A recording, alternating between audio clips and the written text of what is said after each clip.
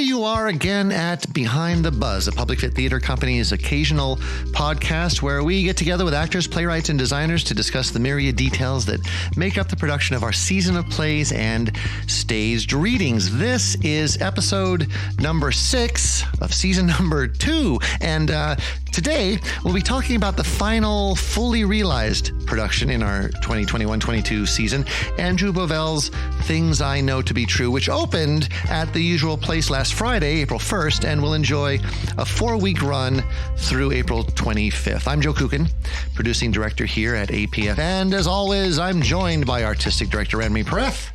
Hi there. And in a few scant minutes, we'll be talking with 2 performers from that show, APF company member Jake Staley and Karen McKenney, who has stepped out of retirement to take on one of, I think I can confidently say, one of the most personally challenging roles of her long and storied career. But first, Emery. Yes. You know, we take great care and an awful lot of time to put together the season for a Public Fit. Why this play, and how does it sit in the season in your mind? Well, we took a lot of care this season to have representation, right? Yeah. So that was something that was very important to us. But also just in terms of our aesthetic, what we're trying to create with theater is we're not really interested in doing anything that's hyper-realistic. That is true. Yes. And so there are a lot of abstract conventions in this particular play, especially the way we, our use of props. Or lack of props. I think every character in this show gets one prop to use, and then everything else is created right. And in a different way. We're not miming, but I think we try to explain exactly how we were exploring the use of props, it wouldn't make any sense unless you came and saw the show, unless you have a better explanation for that. When we bring Jake and Karen in, let's talk about that, because Jake has a couple of moments where he has to, he has, I think, more moments than anybody where he has to become those props, and we can chat about that. Yeah, but I think another reason why this is such an important show in this time, in this place, in our city is, back when Tennessee Williams was writing Glass Menagerie, he was writing about himself. Right. And he was writing about what his adventures were. And he couldn't come out and say literally what those adventures were, because we lived in a society where if you were a gay man, you weren't allowed to talk about it publicly. You weren't allowed to write about it because you would be outcast in society. And, I would say you were allowed, but the repercussions of doing such a thing were such that it kept people from living their lives fully and wholly and out in the open. Mm-hmm, yeah, he was trying to be a viable playwright. Of course. Whereas now this play is dealing with a subject matter that most playwrights are not tackling, and it's talking about the transgender community. That's an element of the play, yeah. That's one element of the play. The play itself is about family dynamics, and that's one of the dynamics in the play, and how the whole family deals with that as a whole, especially the parents. And so that's why I think it's a really important show in this particular season. Right. So keeping with the idea of inclusion and openness to communities. I mentioned Karen and Jake. Let's bring them in because we talk too much as it is already. So let me just introduce really quickly. Karen McKenney spent more than 30 years as the artistic director for the award-winning Rainbow Company Youth Theater, where Anne-Marie and I both actually, I would say, got our start. Our initial training started there, and then we went on to other things. But boy, all those years ago. Karen spent her time teaching acting, dance, mime, costume design, performance art, and directing to, I would say, hundreds of students aged thousands of students aged 10 to 17. Well, over the course of 30 years, I'm trying to do the math. To students aged 10 to 17, and a boatload of adults as well. It wasn't just limited to teens and kids. I was going to list all of the productions she's worked on over the years, but my printer ran out of ink. I mean, there's just that many. So for 24 of those years, Karen wrote and directed a yearly original play about the history of Nevada and toured those shows to local elementary schools and then all around the state as well. You guys out there in our podcast land may have seen her as Nell in APF's stage reading of Endgame a few years back. But Things I Know to Be True, I think, really marks her triumphant return to the stage as a dramatic actor. Is that fair to say? I guess it is. It's probably yes. fair to say. Let me introduce Jake real quick, too. Jake Staley is our returning champion. He's been here before. Jake received his BFA in theater and dance at the University of Wyoming, then moved to Florida to complete his MFA in acting at Florida State University, Oslo Conservatory for Actor Training, where he spent some time abroad studying in London as well. You may have seen him over at Cockroach in Still Dance the Stars, but you certainly saw him here at APF in a number of stage readings, but also in Elephant Man. And most recently, I think, August Osage County. Jake has recently crossed over to the other side of the table, as we say in theater, and served as director for APF stage reading of Gloria out at the library. Is all that pretty much true? That is all fact. And did I say Oslo right this time? You did. I mispronounced it last time. I didn't even notice. I did. Emery gave me a dirty look, but I got it right this time. Karen, I talked about your triumphant return to the stage. Does it feel like that? Oh, I'm having a really good time. Well, I know it's a personally challenging role, not just in its line load, but I think in subject matter and just the dramatic,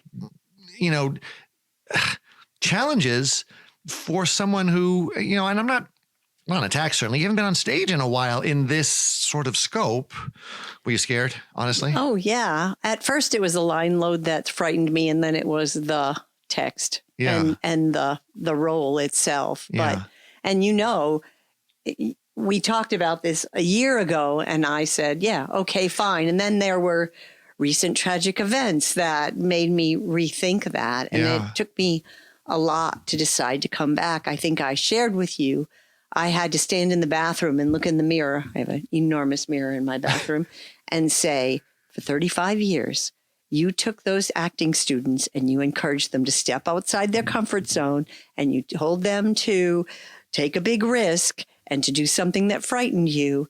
You have to do this. Yeah. And that was why I didn't call you and say, never mind. Well, we were worried, and we had a very short list of actors potentially to replace you when you told us no, and that it's really a non-list because we couldn't really think of anyone that could step in to that role and do what you do in this play. And I won't ask you to get into specifics, but was it as an actor? I guess you're always using pieces of your life and parts of yourself and events in your life to help create a role. How hard was that for this one? Can you tell? Well, first of all, let's start talking about Fran. You play Fran in Things I Know to Be True. She's the matriarch of the family. Can you tell us about her? She's the mother of the family. She has 4 adult children who she loves fiercely. And as part of her fierce love, she wants to manage everything and make their life better and solve all their problems, which isn't always possible. And then she can kind of go off the rails when her plans don't work out, and in a really powerful and maybe regrettable way. And that was the hardest part for me is I'll share that maybe I won't share. Well, yeah, she can be very nuclear, right? Yes, Yeah, yes. She in the play, it even talks about her being a bridge burner. And, I've known you, let's see, since I was 10 years old. And so I'm going to out myself. So that's 40 years. And you are not a bridge burner, and you don't go nuclear with people. You're a very kind and thoughtful person.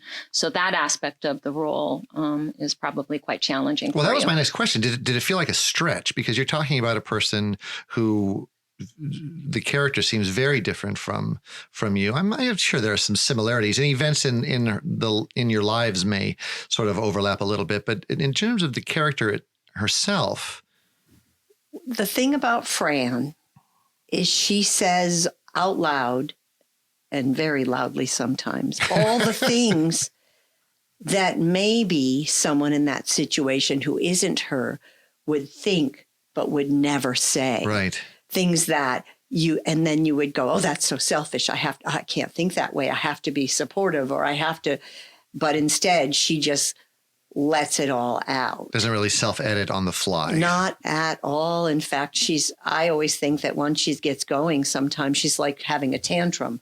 And I used to say this about one of my sons would get on the train, and there was no sense in trying to stop him with that tantrum until the Right. train pulled into the station, because he was going to tantrum until he was finished. Right. So you just sort of had to step back and let him go. Yeah. Verbal diarrhea. Yeah. And you just can't stop, and it just keeps coming and coming. But yeah, so I don't think I'm like her, but there's a part of me that isn't far from her. Yeah. I think. Jake, do you have some, this is things I know to be true. And I should say right now, as I have been for this whole season, is that out there, you guys, there may be some spoilers that come up. And if you're interested in being completely surprised and hitting all the plot points, brand new when you're sitting in the audience, maybe come back and listen to this one after you've seen the show, because we're going to talk, I think, about some very specific character moments and some plot points that may ruin, I won't say it would change the experience for you. With that having been said, Jake, did you have a similar reaction with you play Ben, one of Karen's sons in the play. Karen's talking about some personality traits that she doesn't share, but some with the character, but some plot points and some life points that maybe she does. Did you have a similar experience with this one? With Ben? Yeah. First of all, I just want to say how amazing you are, Karen, at the role, and hearing you explain it and thinking about who you are and how you were in the rehearsal process versus what you portray and inhibit as that character is vastly different. And I love that. I'm like, that's not who she is, but that's part of her. And it's great. Anyway, I just want to Karen McKenney acting. She's so good. It's just so good. I'm like, oh, that's my mom. So the question was, do I feel similar or like what sort of connections did you find personally to the script? Because we've opened now, we've run a weekend, and we've had a number of after show buzzes. People out there in podcast land will know that one of APF's standards is that after every performance and all the things we do, we chat about the show and its themes and its discoveries, and the personal take that audiences seem to have for the show.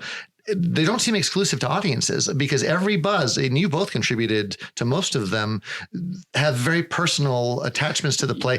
And I feel like the cast as well has a very personal attachment to the play in a way that maybe Emery and I don't completely understand, because some of those questions and things that you guys have come to, those realizations you've come to, are independent of the rehearsal process. It's in the homework that you do and going over your lines and figuring out subtextual moments and things like that we have very little to do with. So I guess my question is, do you want to talk about that a little bit? Yeah. Is there anything you want to reveal or don't? Or no, absolutely. I think Ben's an incredibly interesting character, as they all are.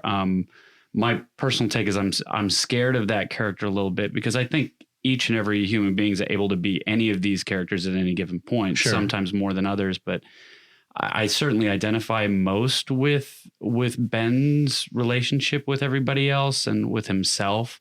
Maybe not so much anymore now in my life, but maybe 5 or 6 or 7 years ago, definitely. Recently. Yeah. Where, I mean, his life's very chaotic. He's very ambitious. He's very, materialistically driven, wants to be on top, wants to kind of beat everyone else. It alludes to him playing soccer, running around, kicking a ball, trying to show off a little bit, right? Look at me, look at me, look at me. So I tried to come into it with that attitude, which isn't probably hard for me, because I still inhibit that. Hey, look at me a little bit, which is gross, but whatever.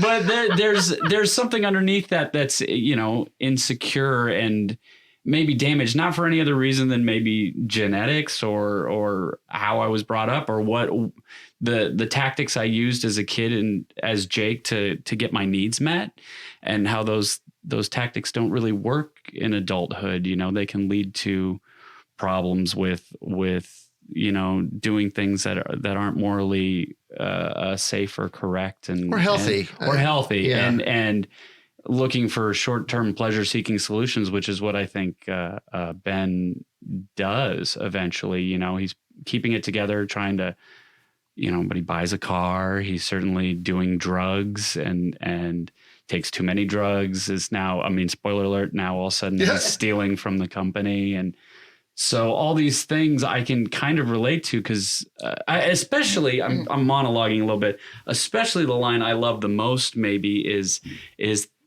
Tim's character, Bob, my dad, says, why did you, he's like, you knew this was wrong. You knew this was wrong. Why did you do it? just because I could. And that, I can relate to that. Sometimes you have no earthly idea why you did the things you did. And you can rack your brain and suffer and search for that over and over again and be like, why did I do that? And you try to justify it and try to justify it. And I heard somebody else in my life, in real Jake life now, tell me that, like, sometimes you just go, I'm sorry, I don't know why I did that. And you can't come up with any other reason. So that's where I relate to Ben a lot, is I'm like, I'm sorry. Yeah, you're screwed up, but it's not your fault, but it is, you know? Real Jake life. I'm going to use that from now on. We're all in real Jake life. Well, you know what I think is interesting, because as you list all of his qualities or all of the choices he's made, you know, he's materialistic. He takes drugs. He's opportunistic, right? He's ambitious. Those are all things that he does outside the family, right? And he talks about those things. But when he's inside the family, we see how you interact with all of your siblings. And that's the person that we're seeing most of the time. So we get to see how playful you are. We get to see how warm you are. We get to see how charismatic and charming you are within the family dynamic. So you are more than just those things. But if you were to list those things on paper, we would be like, he's not a likable character at all. Right. But he is a very lovable character, and he's also the baby of the family. And there's something very lovable about the baby of the family. Well, that's I think that's one of the strengths of the writing of the play and the structure of the play too, is that to listen to this conversation right now, you would think that this is a play about a family who's dealing with a son who steals, and that those are the major plot points. It's an element of the show, but I don't know if that's what the play is about. Right. Is it? And I struggle to say what the play is about, because technically it's about a season with a family. And within that season, there is a lot of change. Each of their 4 offspring goes through a tremendous amount of change. Yeah. Yeah. I mean, Timothy, who plays the father, Bob, he has a monologue where he talks about the family being like us. Right. But the children, his hopes of the family. Yeah, that they would make choices like us, and they would stay near the home, and they would do the things like us. But none of the kids are anything like Fran and Bob to a certain extent when it comes to choices. And I think that's what the play is about, how you make plans as parents to do a certain thing, and then you have these really unique children who have a different way of navigating life. And that's really explored in the play, about how their personalities, along with circumstance, leads them to make different choices. So it sounds like a very straightforward, realistic play about these things. Is that how it's presented? That's a leading question, because I know it's not. You and I directed it. Emery and I were co-directors on this one. It could be on paper. It could be a very realistic show. But I think that because of our aesthetic, we wanted to make it something more than that. And so what we tried to do is we hired a movement specialist. We hired a really strong lighting designer and sound designer, set designer, costume designer, so that we would create this world that it's a non-realistic play in terms of the style in which we directed it. Well, I'm curious. I'm gonna ask Karen to describe that style, because you and I have talked about it a lot. We've talked about it with the cast. We've talked about it with the audiences and during the buzz. But I'm curious, being on the inside a little bit, how you would describe the sort of expressionistic nature of the show, with the movement and the lights and the non-realistic approach that Emery has described. I loved the whole movement element, everything about rehearsal. I told Anne Marie I would have been happy if I could have just moved all my lines and never said a word. But I just love as if I were an audience member, I think I would really love the quirkiness of that, and I would want to kind of in my own head delve into, oh, that's an interesting choice. I wonder what that means, and kind of try to figure that out. And from an acting standpoint, I feel like the movement that I do just kind of reveals a deeper facet of Fran that maybe you don't get through the lines and the story or whatever. It's a different way of expressing subtext. isn't it? Through movement. And just to insult everyone out there, subtext is the sort of intention under the line. It's not sort of written in the script itself. It's what's implied by the lines. It is what is under the actual dialogue that are really, really strong actors and hopefully smart directors can help bring to the surface so that audience sees perhaps intentions that aren't explicitly written on the page. And I think that the movement goes a level deeper than subtext because it's not necessarily under the words that we're saying. It's more like I like to think the movement's coming more from the character's soul. So it's almost subtext. So we've talked a little bit about Wow, that's deep. I'm like, it's like essence. It's like the essence of the character. Or the essence of what she's feeling or whoever. I mean, I don't know if everyone shares this, but I'm kind of a movement-based human being. Yeah. And so and you taught dance and choreography. You choreographed a lot of shows out at Rainbow Company. Yeah, a lot of dance work as well. That had to be helpful. She does yoga like 3 times a day. I did.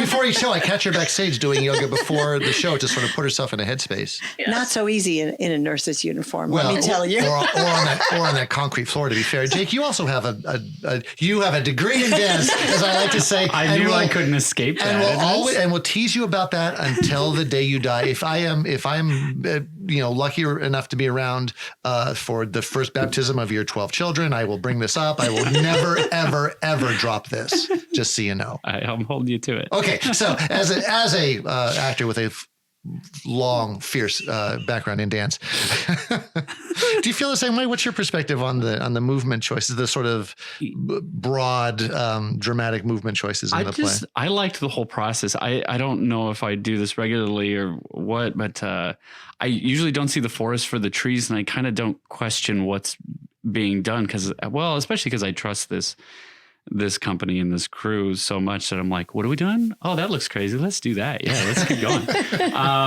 And kind of knowing that we were in good hands. So anytime we were doing any of the movement, and if it wasn't clear, Joe was lying. I had very little movement. Well, so actually more so when I was going to Florida State, we did this kind of contact movement work in our movement class. And so you're familiar with just kind of making these choices that go, what does that mean? I don't really know, but you feel something, right? And I like that, especially with this play in general. It's not just the movement that expresses something. It's sort of the whole play. And whenever I try to nail down, for example, what this play is about, it always kind of shifts through, but I know it's something deeply rooted in emotion. It definitely makes me feel something right side of the brain versus left side of the brain. But in terms of the movement, it's very, very impactful. I didn't question it. And then after opening night, I went up to my wife, Brianna, and she was like, that movement was so exceptional. Like it was so powerful. And I was like, it just started melding in with the show so much. I forgot that was such a huge part of it, which is interesting. It's not like I wasn't going, we're moving, but I was like, it's just part of the show. It's part of the storytelling. It doesn't feel separate. It doesn't feel like, oh, now we're just doing this movement thing. It feels intrinsically a part of the storytelling element. So something I was really afraid of because also having a dance background and also being really attracted to movement in plays is sometimes I will see movement in plays and I'll stop listening to the words. Mm-hmm. Like the movement is too forward and the words are so far back that I can't. They don't live in the same plane. And so that was something that we really tried to do in the rehearsal process with Catherine, Joe, and myself, is make sure that the movement and the words, the thoughts lived in the same world. Catherine Ullum, our movement specialist. Yeah. And so, and I think we did a good job. And also because it's such there's a lot of monologues in the show. And there's a lot of drama in the show. There's a lot of catharsis in the show where the audience goes through catharsis. I think the movement is important because it allows the audience to breathe and just, absorb the music and the movement and the atmosphere of the play, which I think is super important in the storytelling. You brought up the word catharsis, and we've thrown that word around a lot. And I actually, before we started this conversation today, looked it up to make sure that I was using it right and to make sure that I understood exactly what catharsis was. And the Greek sense? Well, the definition that I found that I was most attracted to was catharsis was the process of releasing and thereby providing relief from strong or repressed emotions. And I like that definition. And we've heard a lot of people talk about the catharsis of the play, not just from the characters, but from the audience as well. And I think we've seen a lot of that in the buzz. And my question is that a good thing? Is that something that we strive for audiences to go through catharsis, the relief from strong or repressed emotions, or are we treading on dangerous ground? No, I mean, I remember a teacher of mine saying, and this is probably taken from another quote, I'm not good at remembering references at all, but just that idea that good art makes the comfortable uncomfortable and the uncomfortable comfortable. Huh. Right. So anybody that. Well, it's a nice pithy saying, but I mean, the depths of that, it makes sense. It's like you're going to try to, kind of fight the man a little bit. And also anybody that's oppressed or depressed or repressed, all depressed, anybody that's pressed in any way, pressed pants, you bring them up. So I think that's, if I can only think of a handful of times. Again, I was talking to my wife, Brianna, about this last night. She was like, I cried again at the show. And she's seen it two times. She's seen it two times now, twice. I'm sure she'll see it again. And she's like, and not at my parts. She's not just being like, oh, it was other parts of the show. Because you're such a rat bastard. I actually feel that, and I like playing that, honestly. But if you can, I can only think I've seen, hundreds of shows. I've only maybe cried 3 or 4 times, or maybe I'm not being honest with myself, but those are really impactful shows. If you can get me to well up and then actually shed a tear, that's immediately to me just like a show that's doing its job. Okay, but I want to press back a little bit. I'm going to push back just a little bit on the notion that crying equals catharsis. The release of emotion is not catharsis, right? That's. I'm going to go back to my definition here. The process of releasing and thereby providing relief from. Yeah. Right. And so crying at a show, you can do that. The music can swell. And when Iron Man dies at the end of Infinity Wars, spoiler alert, sure. Is that catharsis? No, I think that's just the releasing of emotion. That's a different animal altogether. Catharsis is a very specific thing. Did I step on you, Emery? You wanted to? No.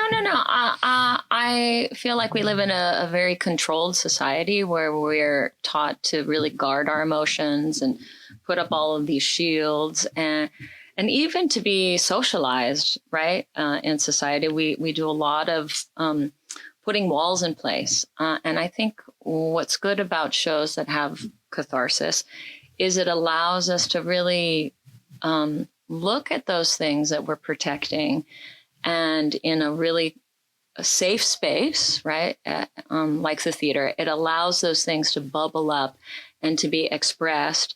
And we don't necessarily have to talk about it with anybody or reveal what it is that we're repressing. The reasons behind, or suppressing or oppressing, what the press is, right? Yeah. We don't have to talk about it, but it's a way of us examining it in a very safe way. Can I get your opinion on this, Karen? Because I mean, I'm just going to say, I don't know anyone in theater or in my life that has more direct and honest connection to her emotions and her emotional tool than you. I don't. And you're just you are. I'm not saying you're an open book, but you are so very easily moved and available in that way that's honestly, I'll be honest. Sometimes I wonder during the rehearsal process if you aren't in danger. So, and I bet you probably feel the same way. So I'm kind of curious about your perspective on this, because this is why I asked the question: is catharsis a good thing? Because I think sometimes we may be treading on dangerous ground with people. It's such a personal thing. I don't think we'll ever know. Yeah. If you're talking about catharsis for the audience, to me, in order to kind of achieve that, if you will, which was the goal in Greek theater, was it not? Right. As I, get in the Wayback Machine and think about my theater history classes. Yeah, I think the audience has to kind of be swept up in the story. And to me, the examination that Anne-Marie was talking about happens after. Or it might touch you at the moment, but really the tears you shed or the other emotions if you laugh hysterically, whatever you do, any kind of emotion that you feel that helps kind of cleanse you happens because you're caught up in the story that you're seeing unfold before you. And then if it happens to relate to something in your life or in your day-to-day or your deep, dark emotional past. And then you can examine that on your own privately. But the whole cathartic thing, I understand, is supposed to come from the release of emotions as a result of seeing something or maybe being in something. I don't know.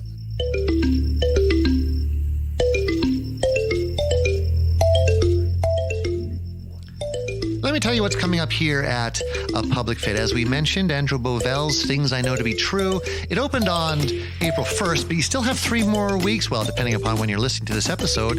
If you're still around through April 25th, come see that show at the usual place, 100 South Maryland Parkway at the corner of Maryland and Fremont. You guys have been there. It's our theater space. We've got one more staged reading this season. Will Arbery's Heroes of the Fourth Turning out at the Clark County Library. We've got 2 shows of that one. Again, those are free. June 24th at 7 o'clock, and then a Saturday matinee, 2 o'clock on June 25th.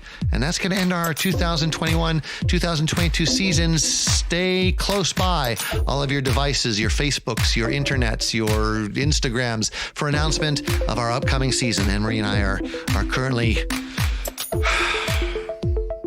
in conversation on what that next season is going to be. I'm as anxious to hear about it as you are. We'll see you soon.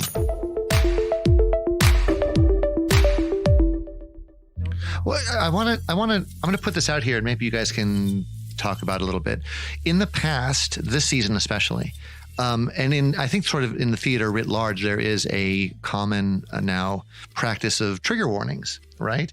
And I can say specifically for these, a couple of our reading, your reading, Jake, Gloria, had an act of gun violence, and we put up a poster that said, there's a trigger warning here for people who are going to react poorly to not react poorly, that's the wrong side of words, who are going to react strongly to gun violence, or are going to be triggered by that. Trigger.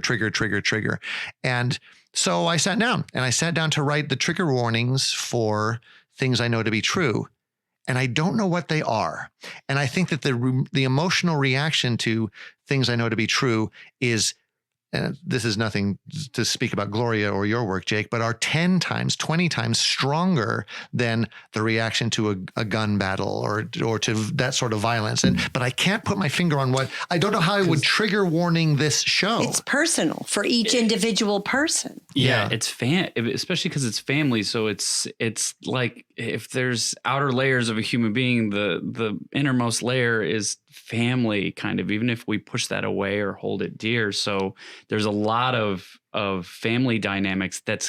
There's so many because of the 4 kids. There's something that's going to hit home for someone, for every single person that sees it. If you're a daughter and you have issues with your mother, it's gonna trigger you, right? If you're the baby and you're the baby with the mother and you have that mother-baby dynamic, that's going to trigger you. So my warning would be deep emotional feelings being felt emotionally. Please. If you have a family, you're going to be triggered. if you were of woman born. And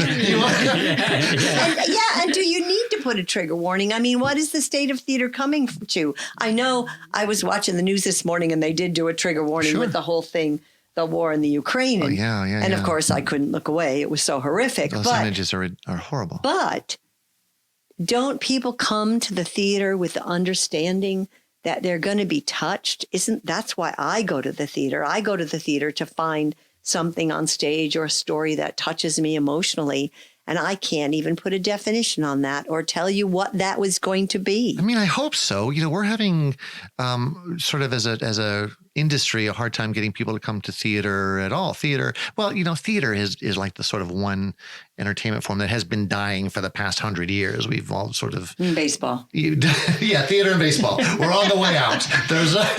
But getting those, and we always say it at Public Fit, that the future of the theater is not in the hands of new directors and actors and playwrights, but it's in the hands of new audiences. And if we don't get new audiences, the future of the theater is a non-thing. How do we sort of remind people that catharsis, that emotional connection to a live story told well is worth their attendance, their time, and their money? Is there a trick? Well, I guess if we all knew the trick, we'd have full houses every night. Mm-hmm.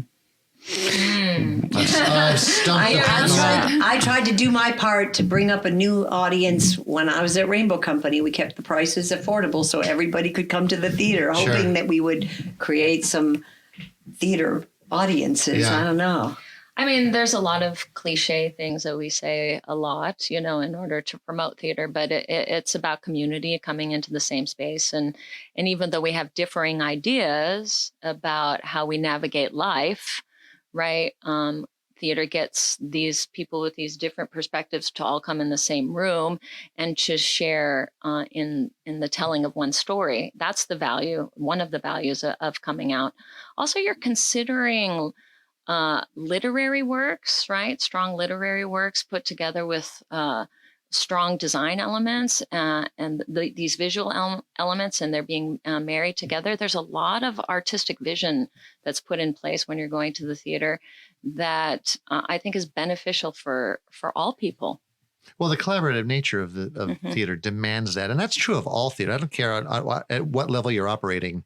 There is a collaborative nature, whether it's even in like a high school play, an elementary school pageant, there's collaboration involved I heard at some level. Daz say something at a meeting. He's the Daz Weller, the artistic director of Vegas Theater Company. Yes. And he was saying, going back to our theater history, he was saying that the Greeks required that every man in society, in their society, was forced to attend theater, which were stories about women, children, things other than their experience, so that they would have catharsis and that they would have empathy.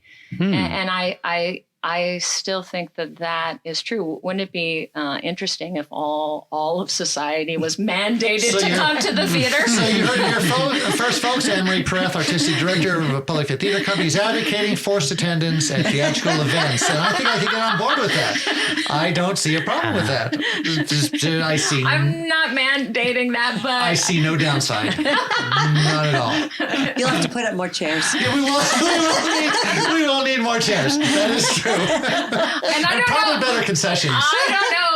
I have to go and do some research on my theater history, but he did mention that. And I was like, wow, that's very compelling. That is compelling. Well, then that brings me to this question then. I'm going to put this to you two, to Jake and Karen. So why this play? If we're going to mandate attendance to this play, why? What would your advertisement be, or your plea to theater goers to come see this one? What is it about this one that is different from a really good revival of Odd Couple? Well, that there it has its place. Yeah.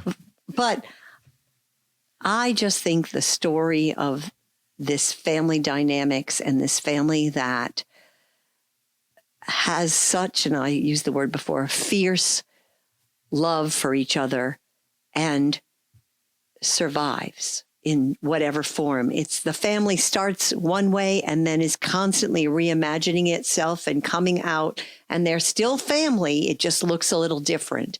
And from my experience with family, I raised 5 children. Yeah. And that's what happens. Things change and you adapt and move forward with whatever hand you're dealt. Yeah. And stay together. Yes. In whatever form together is now. Yeah. Jake? I was just thinking of that question and going, well, what do I want to go see when I go see theater, right? And you want to say like good performances or like a really great script, this and that. I think it has all that, but in the big laughs. Yeah, hilarious. Dance. There is some, I have to say, there is some humor in this show. Oh, absolutely. Yeah, there's things that keep it light. But I'm sorry, I didn't mean to interrupt. No, it's fine. I think in the end, though, I want to be in awe of something. I want to look at something and be, there's again, just when I saw Venus and Fur, there was something at the end of Venus and Fur when I saw it down in Florida that sent a shiver down my spine. Now I can't see the forest through the trees here in this, forest for the trees in this, because I'm in it, but I can feel it when I'm backstage watching the other members of this cast perform on stage. just this sense of, oh my God, this is riveting, or this is beautiful, or this is building momentum. And it's kind of a waterfall of, I hate to say waterfall of emotion, because the actors obviously aren't trying to play an emotion on stage, but that's the result of what the audience is getting. I'm getting washes of emotion and people striving to be heard and trying to get what they want. And especially in this show, being so resistant, the parents are so resistant to change with their kids, and their kids are fighting for it. And there's something beautiful about that. There's also something touching in my own life where I'm like, yeah, what's wrong with all of us. We are always resistant to change, and that's what makes us suffer. And it's a tour de force, I think, when I watch everyone else on stage doing it. And I'm like, I'm a part of that. This is all amazing. So you can feel, I said it at the like maybe 3 or 4 weeks into the rehearsal process, where I think I turned to Andrew and I was like, this is going to be a damn good show. and he was like, yeah, I guess so. You know, I think it's going to be. And then I kept saying it week after week, and I still believe that full-heartedly. Like, it's just one of those that I'm like, I knew this was going to be good halfway through. And I don't think I've said that about any show I've done.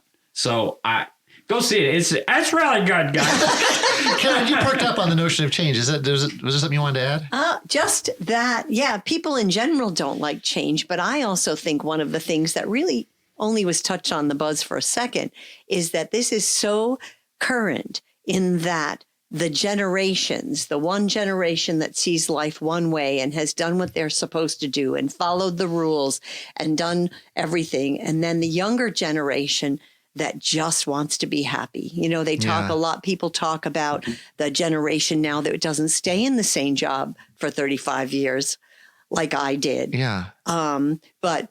But they hop around trying to find joy, and they work 5 or 6 little jobs. I have a 29-year-old son who's on, I don't know what job he's on. And by that time I had found my passion and was doing it. And I think, you know, it's like my oldest boy keeps going to me, hey, boomer, when I say things to him like, you know, like Bob says to you, you know. Fran has an interesting line that always catches me off guard when she says it. You say, there's that word again, Bob, happy, as if that were the point of living. And that seems like a very harsh perspective, that the point of living is not happiness, it's something else. And then she talks about later about what the points of life really are, whether it's raising children or just getting by or feeding yourself or whatever. It's an interesting perspective, which brings me to something else that I wanted to ask you two about, because one of the reasons I have to admit that I brought you two here for the buzz today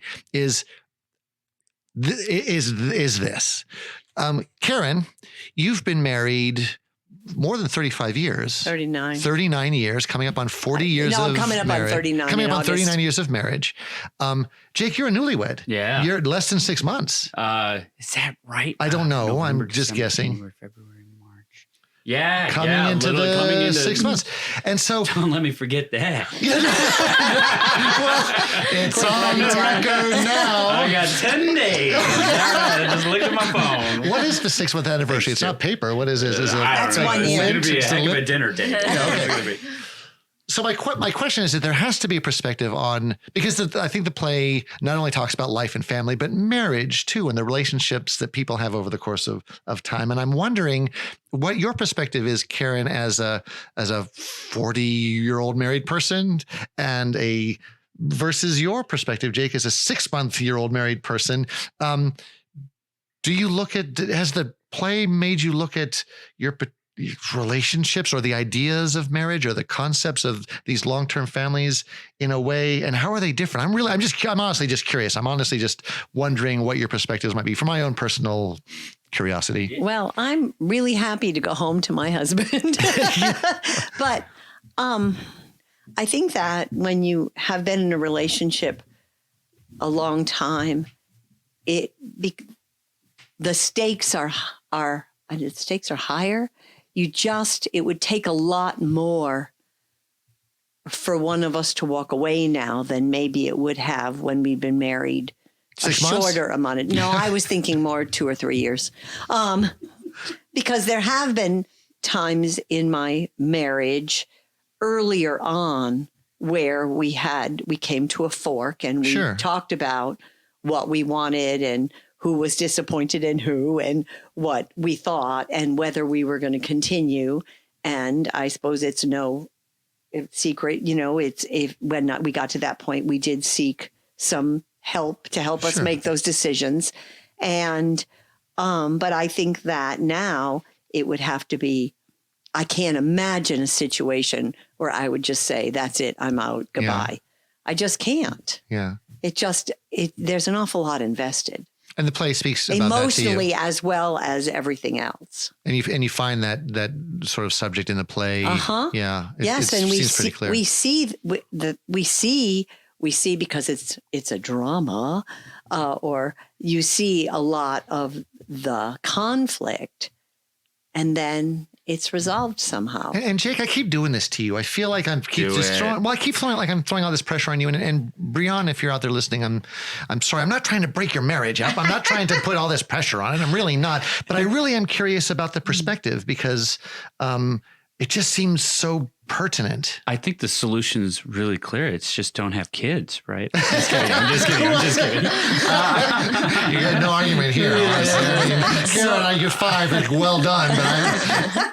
But I didn't have them all. I know. I don't know. I mean, this show, certainly that line, there is a line in the show. Did we already talk about it? And I just blanked. But when Fran says you can't stay in love with someone for 30 years, you fall out of love, or maybe love's not the point. Getting by is the point. Something to that effect. Yeah, that's a pretty good reading, actually. Yeah. And it's a brilliant line. And it's also really probably true. There's a sense of, I think, pretending, if I were in the state now with my marriage where I'm pretending that it's always going to be at the level it's at right now, or that it's going to stay this same way, that would probably lead me to resist, 5-10 years down the road, when it's inevitably going to morph into something else. Like, well, this isn't the same as it was, and I'm not happy with you, and now we're done, or vice versa. Well, you said that at the Buzz the other day, that the growth of relationship is important, and that they don't stay the same. You can't possibly stay the same over the course of all that time. Right. And then there's also just if you accept the idea that in any given moment, you're going to be feeling a different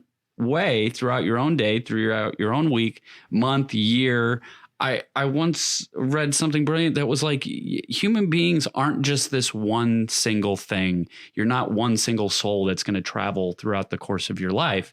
You are a myriad, you're a symphony, and the symphony is playing, different parts of the symphony are playing at different times. Oh, I like that. And you're almost just a spotlight shedding light on these different parts of the symphony. So you can go from one moment to wanting to love and pet on a dog to 10 minutes later wanting to murder somebody, and actually having whole intentions of doing that based on your solo. Yeah. So knowing that that's how human beings are is also knowing how kind of relationships will be, I think.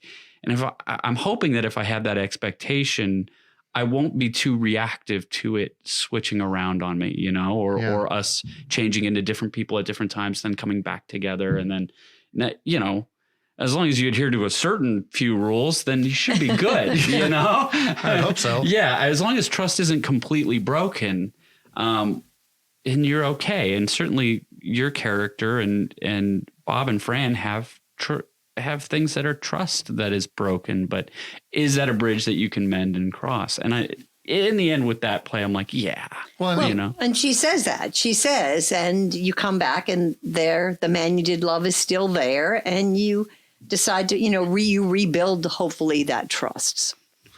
And I think that's one of the great strengths of the play is we see these, what in some plays would be considered disastrous arguments that would split a family apart or send, characters into divorce or send them their separate ways.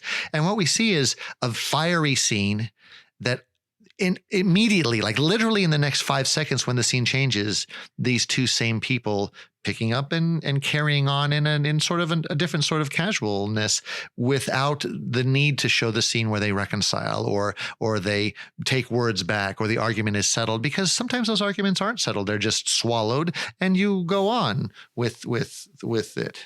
I was going to say the same thing. That's what I like about the play. And in the rehearsal process, we tried at times we were trying to find solutions to these big outcries, outbreaks. And then I was like, well, sometimes you just wake up the next day and you make some scrambled eggs and you move on. And, it's slices of life.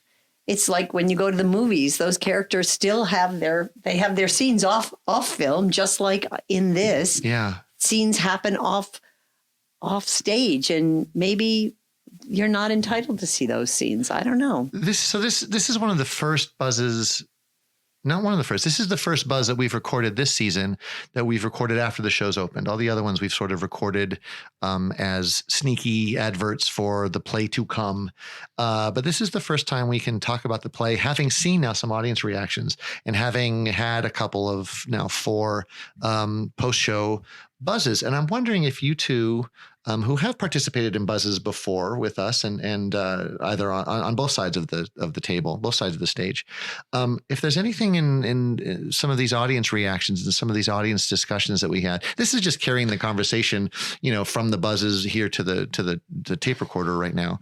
But if any of those conversations surprised you, impressed you, made a mark on you. I always say, and I'm not kidding, we learned something new. We learned something new at each and every buzz, but I wonder if they've affected you guys in a way that I haven't seen. There's 2 things that I can think of, and hopefully I can remember both with as much coffee as I've had. One being how reactive people are to either saying one of 2 things, which is, I think this family is too reactive, or too jumps on each other a little too much, or that these people are saying more, they're having more vicious fights than I've ever seen in my own family, right? Or the opposite of that, which was, this is pretty tame.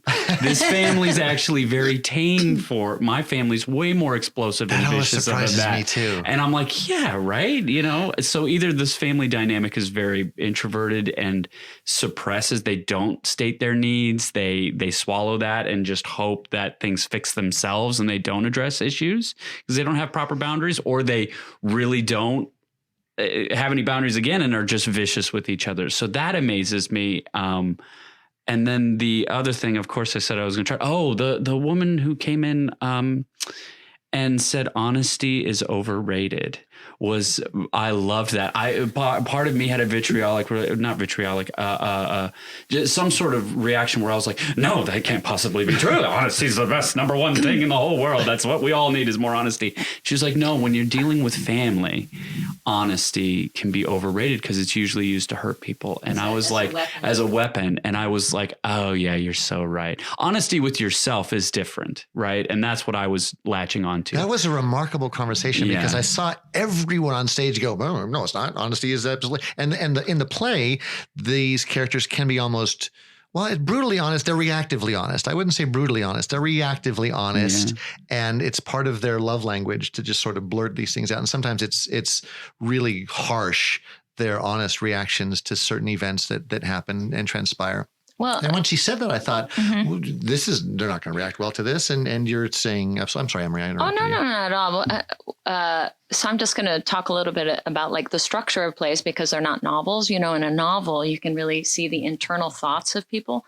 When in plays, if characters are not speaking their thoughts, then we don't have a play. So in essence, there is a lot of honest speak from the character because they're sharing their perspective.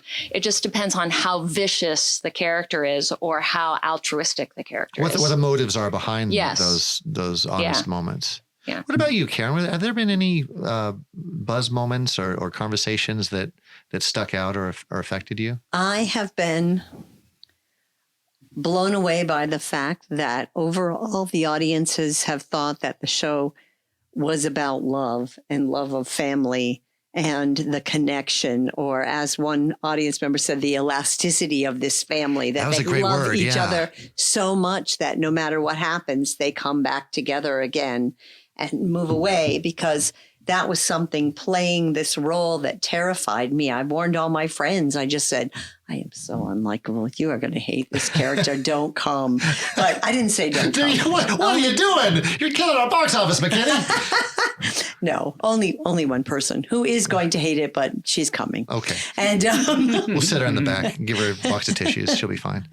But and that has been a real eye-opener for me, because I'm not used to being on this side of the proscenium, if you will. Yeah. And people say to me, so how's it going? And I'm like, I have no I think everybody else is really good.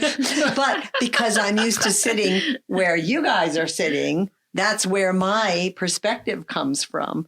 And being in the middle of it, it's hard. Well, it's like you said, you can tell when you watch everybody else work, but when you're in the middle of it, that's the furthest thing from your mind. How is this going? So this play isn't a tragedy. I mean, we've talked a lot about the it is a tragedy. Yeah, okay, well, this is so sad. Yeah? I'm welling up even thinking about it. The ending sucks, man.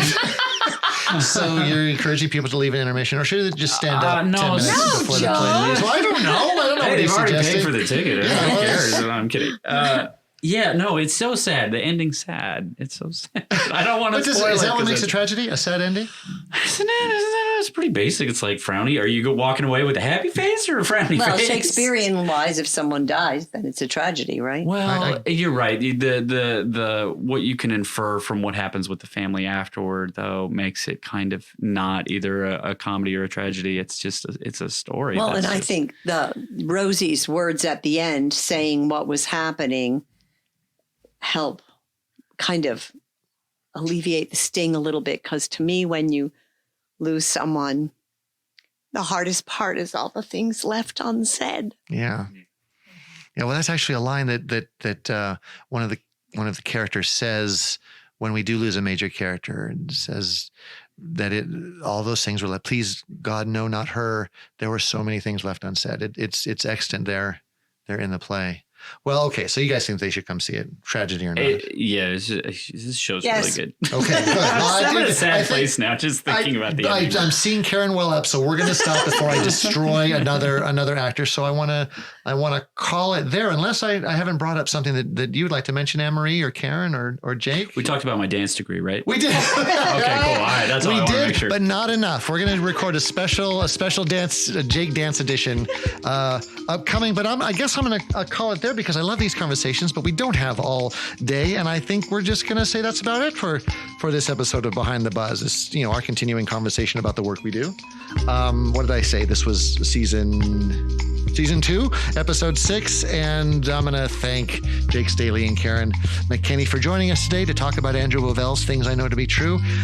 You guys out there, I hope you enjoy these conversations, and I hope you've already subscribed, and I hope you take the time to give us a quick review on whichever platform you use to listen to these podcasts. Really, your feedback not only allows us to get better at this whole podcast thing, but it also helps other listeners across the interglobe to discover and join in on these conversations. And, we here at A Public Fit, we are all about the unending conversation. You can also contact us directly by writing to us here at behindthebuzz@apublicfit.org. Talking about the work is one of the favorite things that we do, and we really so love to hear from you. Behind the Buzz is a product of A Public Fit Theater Company in association with Giant Leap Industries, Adam Paul Director / Space Cowboy.